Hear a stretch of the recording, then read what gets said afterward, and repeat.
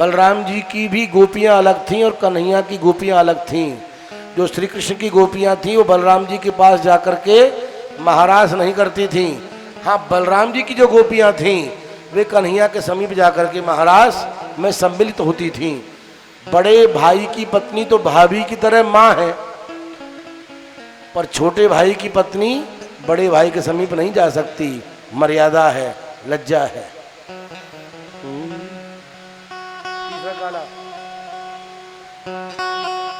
अलबेलो छैल छिकनिया ब्रज में ठाकुर दाऊ दयाल हो। अलबेलो छैल छिकनिया ब्रज में ठाकुर दाऊ दयाल।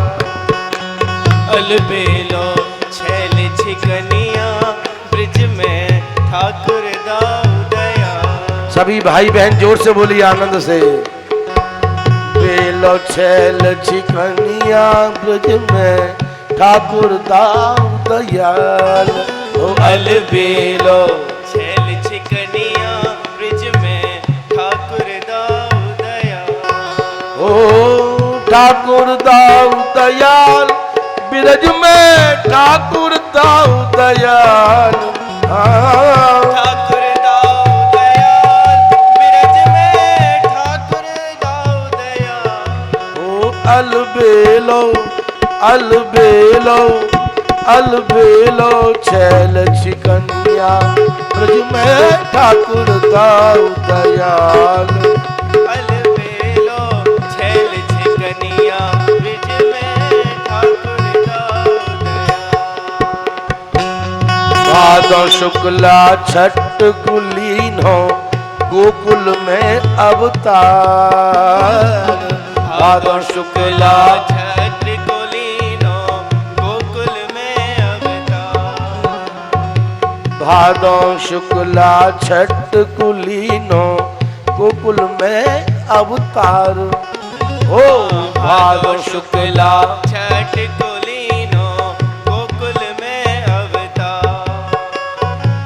रोहिणी नंदन नाम धरायो नैना बड़े हैं विशाल।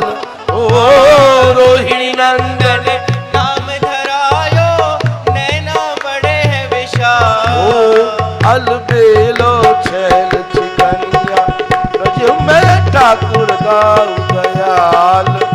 अलबेलो छैल छिकनिया ब्रज में ठाकुर दाऊ दयाल।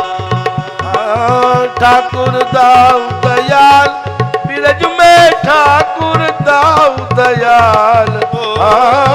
ठाकुर दाऊ दयाल ब्रज में ठाकुर दाऊ दयाल। ओ अलबेलो अलबेलो अलबेलो छैल छिकनिया ब्रज में ठाकुर दाऊ दयाल।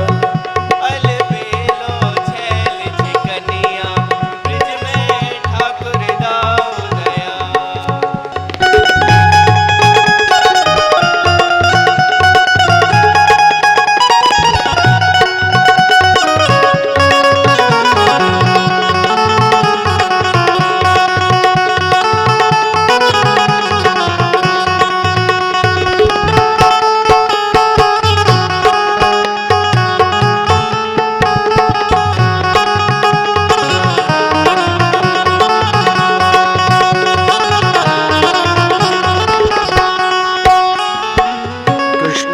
पहले प्रगट भये कृष्णाग्रज भयो है प्रचार। श्री कृष्ण सो पहले प्रगट भये कृष्णाग्रज राम कृष्ण दोनों ने मिलके कंस को तीनों है पछाड़। ओ राम कृष्ण दोनों ने मिलके कंस को दियो है पछाड़। ओ राम कृष्ण दोनों ने मिलके कंस को तीनों है पछाड़। राम कृष्ण दोनों ने मिलके कंस को दियो है पछाड़। ओ अलबेलो अलबेलो अलबेलो छैल छिकनिया ब्रज में ठाकुर दाऊ दयाल।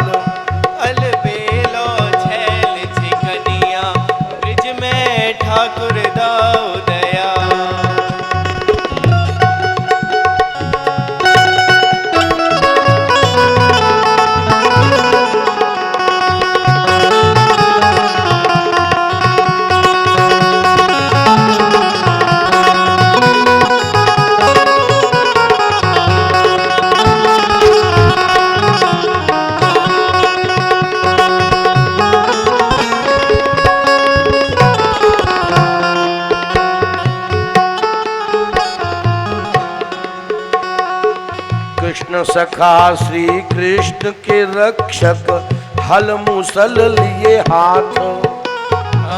कृष्ण सखा श्री कृष्ण के रक्षक हल मूसल लिए हाथ। श्री कृष्ण सखा श्री कृष्ण के रक्षक हल मूसल लिए हाथ। कृष्ण सखा श्री कृष्ण के रक्षक हल मूसल लिए हाथ।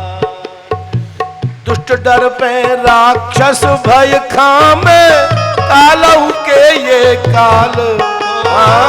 दुष्ट डर पे राक्षस पे खावे कालहु के ये काल। ओ दुष्ट डर पे राक्षस भय खामे कालऊ के ये काल।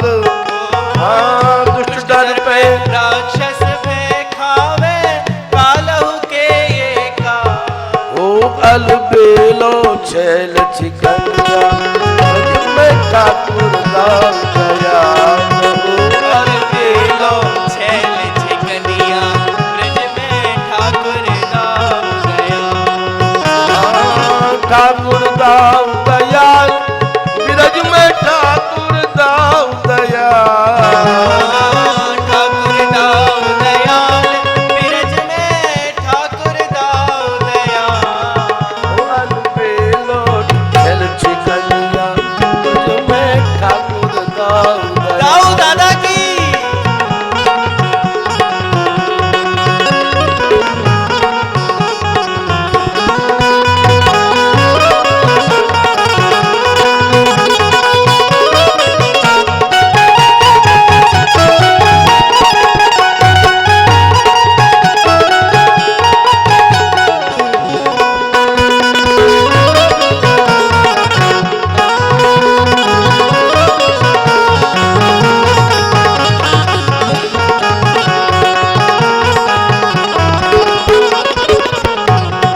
लक्ष्मण रूप धर्यो इन्हीं ने कीनी सेवा अपार।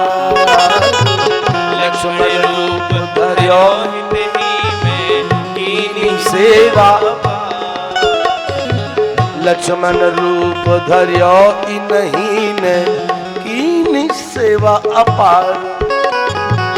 लक्ष्मण रूप धर्यो हित ही में कीनी सेवा पार।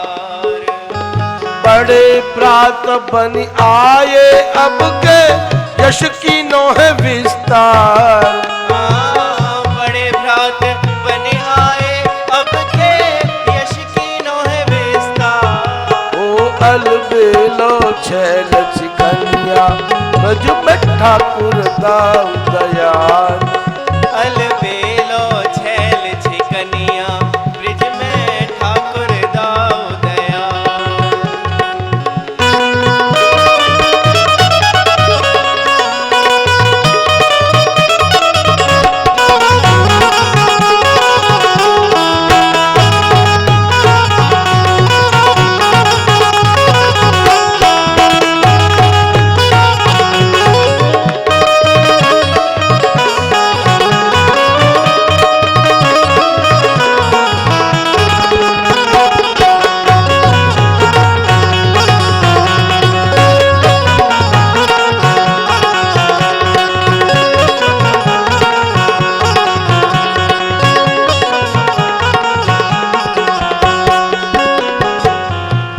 दही आरोगे नित ये माखन सो कर प्यार।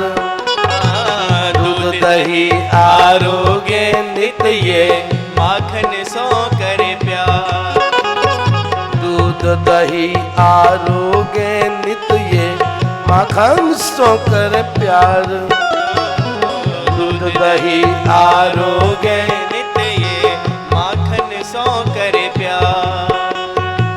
भांग पी में औरन कुपिबा में अधर नैन भय लाल। भांग पी में औरन कुपिबा में अधर नैन भय लाल। ओ भांग पी में औरन कुपिबा में अधर नैन भय लाल। भांग पी में औरन कुपिबा में अधर नैन भय लाल। ओ छिकनिया ब्रज में ठाकुर दाऊ दादा की। दयाल। अलबेलो छैल छिकनिया ब्रिज में ठाकुर दाऊ दयाल।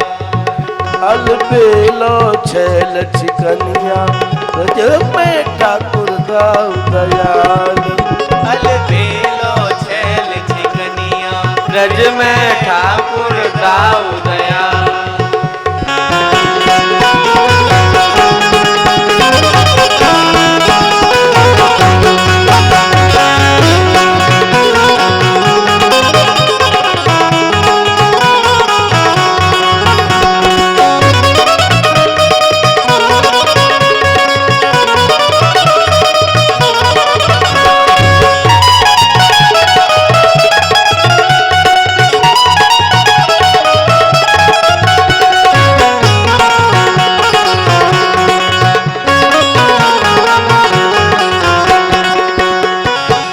जो इनको नित्य ध्यान धरत है पामे भक्ति अपार। जो जिनको नित्य ध्यान धरत है पावे भक्ति अपार। जो इनको नित्य ध्यान धरत है पामे भक्ति अपार। जो जिनको नित्य ध्यान धरत है पावे भक्ति। मनवांछित फल पावे सोई है जाय माला माल। मनवांछित फल पावे सोई है जय माला माल। ओ मनवांछित फल पावे सोई है जाय माला माल। ओ मनवांछित फल पावे सोई है जय माला माल। अलबेलो अलबेलो अलबेलो छैल छिकनिया ब्रज में ठाकुर दाऊ दयाल। अलबेलो छैल छिकनिया ब्रज में ठाकुर दाऊ दयाल। हाँ, ठाकुर दाऊ दयाल ब्रज में ठाकुर दाऊ दयाल। ठाकुर दाऊ दयाल ब्रज में ठाकुर दाऊ दयाल। ओ अलबेलो छैल छिकनिया ब्रज में ठाकुर दाऊ दयाल। ओ अलबेलो छैल छिकनिया ब्रज में ठाकुर दाऊ दयाल। भगवान श्री कृष्ण के द्वारा पौंड्रक काशी राज का उद्धार किया गया। बलराम जी ने द्विविध नाम के बंदर का उद्धार किया। बड़ा उपद्रवी बंदर था, भूख बड़ी लगती थी उसको, भूख के मारे बड़ा परेशान हो जाता था और भूख के समय जो मिल जाता था उसी को मारता था। बलराम जी के द्वारा द्विविध नाम के बंदर का उद्धार कर दिया गया। भक्त वत्सल भगवान की जय हो। बलराम भैया की जय हो। बलराम जी ने ही क्यों मारा द्विविध बंदर को? राम जी ने सुग्रीव को ये वचन दिया था कि तुम्हारी सेना के सारे बंदर सुरक्षित रहेंगे, किसी को मैं हाथ नहीं लगाऊंगा, चिंता ना करो, तुम्हारे सब बंदर क्षम्य हैं और सुरक्षा को प्राप्त हैं मेरे द्वारा। अब द्विविध बंदर त्रेता काल का था और द्वापर तक रहा, बड़ी लंबी इसकी आयु थी। बलराम जी द्वारका में मणि पर्वत पर विराजमान थे। उस समय पर ये द्विविध बंदर आकर के कुछ द्वारका निवासिनियों को लेकर के कांख में भर के भागने लगा। बलराम जी ने सोचा हमारे रहते हुए यह काम करेगा ये। बलराम जी ने उसका पीछा किया और पकड़ लिया, देवियों को तो छुड़वाया, भेज दिया, और फिर दनादन दनादन बलराम जी के द्वारा उसकी खूब कुटाई हुई साहब, खूब जोर की कुटाई भई, ऐसी कुटाई भई कि कूट कर धर दिया बेचारो। जैसे भांग घोटी जाए ऐसे घोट के द्विविध बानर बलराम जी ने धर दियो और वहां को अस्त्राय फट कर दियो। वृंदावन बिहारी लाल की जय हो, भक्त वत्सल भगवान की जय हो। जो पिटना न चाहे उसको क्या करना चाहिए? बात समझिए ध्यान से। जो पिटना न चाहे उसे क्या करना चाहिए?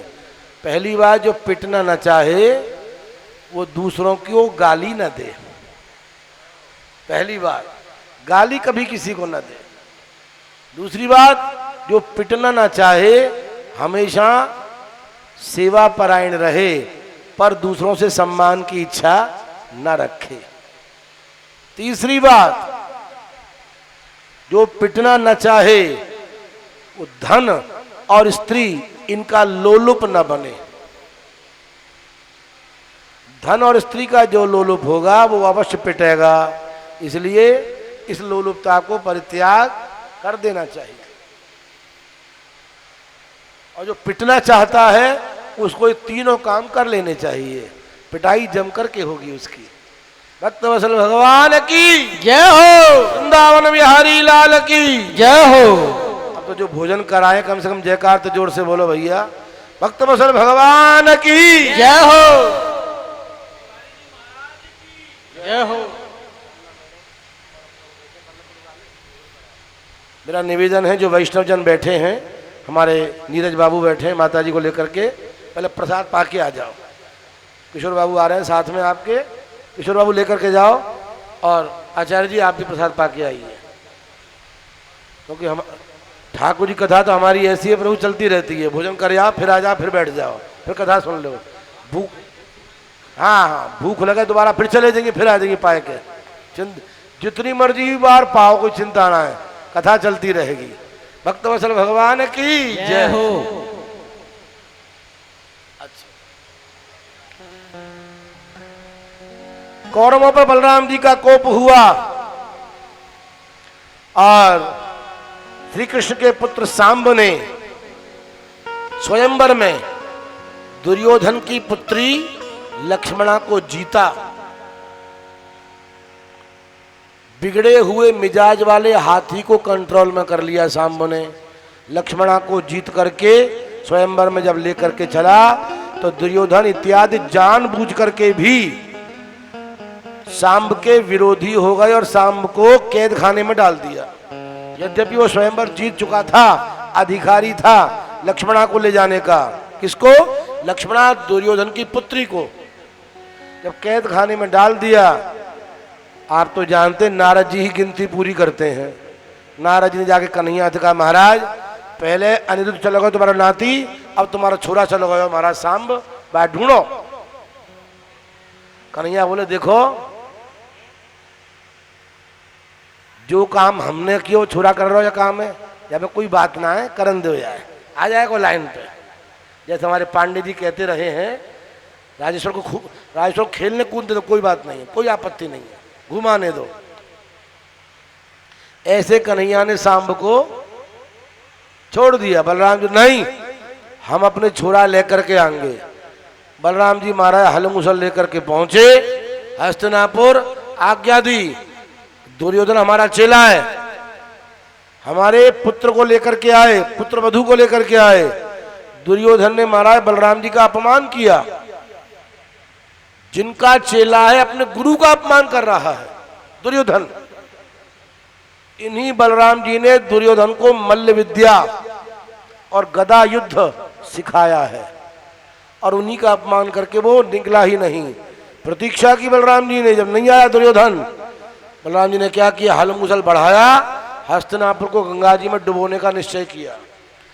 अद्यापि तत्र दृश्यते, आज भी हस्तिनापुर टेढ़ा गंगा जी में डूबता हुआ ही दिखाई पड़ रहा है, और ऐसा ही बसा हुआ है। जब आप हरिद्वार की ओर जाएंगे, बिजनौर की तरफ होते हुए, तो आपको हस्तिनापुर रास्ते में मिलेगा। वहां देखिए गंगा जी की ओर जैसे डूबा डूबा डूबा ऐसा बसा हुआ है, डूब नहीं रहा है, डूबता सा लग रहा है। जब हस्तिनापुर टूट फूटने लगा, दुर्योधन दौड़ करके आया, लक्ष्मणा को लेकर के आया। जब पिटता है व्यक्ति तो अभिमान दूर हो जाता है, ध्यान रखना। किसी कपड़े में कोई चिकनी वस्तु ऐसी लग जाए जो छूट न रही हो और वस्तु कपड़े में लग करके अकड़ गई हो, तो क्या किया जाता है? पानी में भिगो करके कपड़े को कूटना शुरू कर दो। जो अकड़ी हुई वस्तु है वो छूट जाएगी और कपड़ा मुलायम हो जाएगा। तो पिटने से अच्छे अच्छे मुलायम हो जाते हैं। परंतु ध्यान रखो, पिट करके सीधे बने तो क्या किया, बिना पिटे ही सीधे हो जाओ तो ज्यादा अच्छा है। पिटने की नौबत नहीं आनी चाहिए। भक्तवत्सल भगवान की जय हो। दूसरों को पिटता देख करके अपने आप को सुधार लो, ये समझदारी है। खुद पिटे और फिर सीखे तो आपने कुछ भी नहीं सीखा।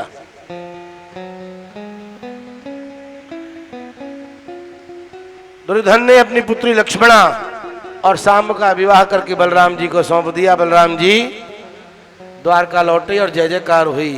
कृष्ण बलदेव की जयकार जोर से बोलिए, कृष्ण बलदेव की, वृंदावन बिहारी लाल की। भगवान श्री कृष्ण प्रातः काल उठते हैं ब्रह्म मुहूर्त की वेला में, स्नान ध्यान करके संध्या वंदन पूजन आदि गौदान समस्त क्रियाओं से निवृत्त होकर के ब्राह्मणों को बुला करके गौदान करते हैं। शास्त्र की चर्चा श्रवण करते हैं विद्वानों से। बच्चों का भी ख्याल करते हैं, पत्नी से भी वार्तालाप करते हैं, राज्य व्यवस्था भी देखते हैं, दिन भर कार्य करते हैं, संध्या को लौट करके आते हैं, घर को समय देखते हैं, समय देते हैं, परंतु बुद्धि उनकी वहीं राज्य की व्यवस्था में लगी रहती है। राज्यसभा में भगवान द्वारकाधीश विराजमान थे। उसी समय जरासंध की कैद में जो बंद राजा थे, उनका भेजा हुआ दूत श्री कृष्ण के पास पहुंचा, पत्र दिया और कहा, हे द्वारकाधीश, राजाओं की ओर से पत्र था, हम आपके चरण में प्रणाम करते हैं, आप हमें कारागार से मुक्त कीजिए और दुष्ट जरासंध का वध कीजिए। ये बड़ा दुष्ट है और हमें पीड़ा पहुंचा रहा है। उसी समय पर एक दूत इंद्रप्रस्थ से भी आया, युधिष्ठिर का भेजा हुआ। बुद्धिमान व्यक्ति काम कैसे करता है ये समझिए। इंद्रप्रस्थ के दूत ने युधिष्ठिर का पत्र दिया, उसमें लिखा था, हे द्वारकाधीश श्री कृष्ण, आप पधारिए और मेरे संकल्प को, जो कि राजसू यज्ञ का संकल्प है, पूर्ण कीजिए। दोनों ओर से प्रस्ताव है। एक ही समय भगवान के मन में मालूम है कि उन्हें क्या करना है, फिर भी दूसरों को बड़ाई देने के लिए भगवान ने उद्धव जी से पूछा, उद्धव जी तुम बताओ मुझे क्या करना चाहिए। उद्धव जी ने कहा, प्रभु आप सर्वज्ञ हैं, जो स्वतंत्र निर्णय लेंगे वो सर्वमान्य होगा, वो उचित होगा। फिर भी आपने पूछा है तो मेरी छोटी बुद्धि है, मैं उसके आधार पर आपसे निवेदन करना चाहूँगा कि पहले आप इंद्रप्रस्थ पधारिए, राजसू यज्ञ की क्रियाओं को पूरा कीजिए और उसी के अंतर्गत जो दिग्विजय की जाएगी उसमें जरासंध को पराजित कीजिए और राजाओं को मुक्त कीजिए। वे राजा भी युधिष्ठिर के चक्रवर्ती सम्राट पद को स्वीकार करके राजा को चक्रवर्ती के रूप में स्वीकार करेंगे। युधिष्ठिर को भगवान श्री कृष्ण को प्रस्ताव अच्छा लगा। भक्तवत्सल भगवान की जय हो। राजा को मालूम होता है कि क्या करना है, फिर भी राजा मंत्रियों से सलाह लेता है। अच्छा राजा वही है जो सलाह ले, निर्णय भले ही अपना करे पर सलाह सबसे ले। ध्यान रखो, घर के मुखिया को भी, आप सब गृहस्थी हैं, घर के मुखिया को भी चाहिए अपने मन के अनुसार कार्य करो, लेकिन पत्नी से बच्चों से भी पूछ लो, तुम बताओ क्या करना चाहिए, तुम बताओ क्या करना चाहिए, सबसे पूछो और सबके अनंतर फिर निर्णय लो।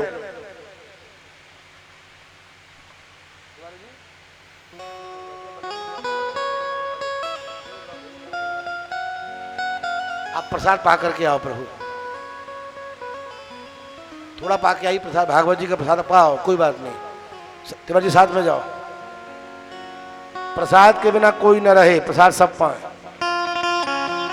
आपके साथ जा रहे हैं, ये बगल में ही, थोड़ा पाके आ जाओ। अच्छा पाके आ गए हैं तो ठीक है, फिर ठीक है, फिर ठीक है, ठीक है।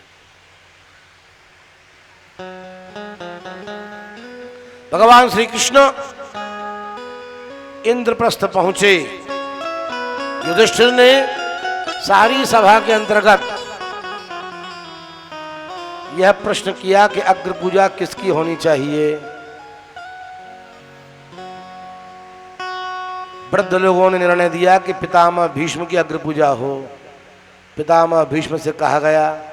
भीष्म पितामह बोले, देखो जिस सभा में द्वारकाधीश श्री कृष्ण बैठे हैं वहां कोई और बड़ा नहीं है, ये सबसे बड़े हैं। मैं प्रस्ताव रखता हूं कि श्री कृष्ण की ही अग्र पूजा हो और किसी की नहीं। यहां पर एक बात सिद्ध होती है, ध्यान रखना बहन माताएं भाई लोग, ध्यान दें। आपके घर के मंदिर में सारे देवता विराजमान रहते हैं सब। आजकल तो भैरव बाबा भी आने लग गए हैं और भी अनेक प्रकार के बाबा आने लग गए, खूब भीड़ इकट्ठी रहती है। ऐसी भीड़ में आप प्रमुख किसको मानोगे? तो मैं निवेदन करूंगा जहां पर राम या श्री कृष्ण विराजमान हैं वहां पर और सबको नमन करो, हाथ जोड़ो। पूजा तो केवल राम या श्री कृष्ण की ही होनी चाहिए। भक्त वत्सल भगवान की जय हो, राजा रामचंद्र भगवान की जय हो, बाके बिहारी लाल की। बाकी सबको प्रणाम करो, नमस्कार करो, विरोध किसी का नहीं है। पर जहाँ श्री राम विराजमान है, जहाँ श्री कृष्ण विराजमान है, वहाँ किसी और ध्यान देने की आवश्यकता नहीं है। जो राम कृष्ण के उपासक नहीं है और जगह माथा टेकते फिरते रहते हैं, उनमें उनको जीवन में कष्ट भोगना पड़ता है, ध्यान रखना। आकाशात पतितम तोयम यथा गच्छति सागरम सर्वदेव नमस्कारम केशवम प्रति गच्छति। आकाश से गिरा हुआ जल पहाड़ों पर झरनों के द्वारा, नदियों के द्वारा, विभिन्न नालों के द्वारा और विभिन्न सरिताओं के द्वारा, सरोवरों के द्वारा, नहरों के द्वारा अंततोगत्वा कहां जाता है जल? नदियों का जल कहां पर जाता है? समुद्र में। इसी प्रकार से ध्यान रखिए, अन्य समस्त देवताओं को की हुई प्रणाम अंततोगत्वा श्री राम और श्री कृष्ण को ही प्राप्त होती है। भक्त वत्सल भगवान की जयकार। बहुत ढीली है, भोजन या तो ज्यादा कर चुके हो इसलिए ढीली है, या नहीं किया इसलिए ढीली है, पर जोर से बोलिए वृंदावन बिहारी लाल की जय हो। जैसे समुद्र का जल समस्त तीर्थों के जल से युक्त है, ऐसे ही राम और श्री कृष्ण के चरणारविंदों में की हुई प्रणाम ऑटोमेटिकली सारे देवताओं को लेकर के ही प्रणाम पूरी होती है और सबकी प्रसन्नता बन जाती है। भटकिए मत, एक लक्ष्य चुनिए बस। हमारे आचार्य गण इस ओर ध्यान देने लगे हैं अब। ये हमारे सनातन धर्म में थोड़ी सी कमी रही, जिसके जो मन में आया वही पूजने लग गया, जिसके जो मन में आया वही करने लग गया। एक नियंत्रण अनुशासन होना बहुत आवश्यक है। जो साधु समाज की, विप्रों की धर्म संसद निर्णय दे दे, उसके अनुसार ही कार्य करना चाहिए। अतः राम और श्री कृष्ण के अतिरिक्त बाकी सब देवता नमन करने के योग्य हैं, पूज्य और सेव्य तो यही हैं बस। भक्त वत्सल भगवान की जय हो। प्रकरण के अंतर्गत एक बात और आपसे कहना चाहूंगा। आजकल ऐसे भी सज्जन महापुरुष बहुत हो गए हैं, जाति से ब्राह्मण नहीं है पर नाम के आगे पंडित लगाते हैं। पहली बात, भागवत सप्ताह कहने का अधिकार केवल जन्मजात